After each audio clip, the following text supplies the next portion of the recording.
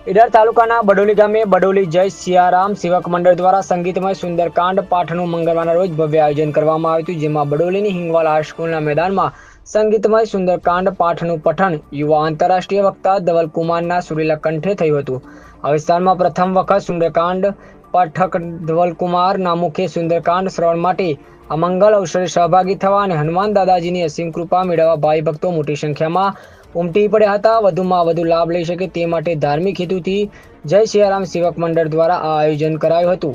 બડોલી સહિત આસપાસના ગામોની ધર્મપ્રેમી જનતાએ આ મંગલ અવસરનો લાહવો લઈ ધન્યતા અનુભવી હતી અને ભક્તો નાચી ઝૂમી ઉઠ્યા હતા। અહેવાલ સંજય નાયક, ઈડર।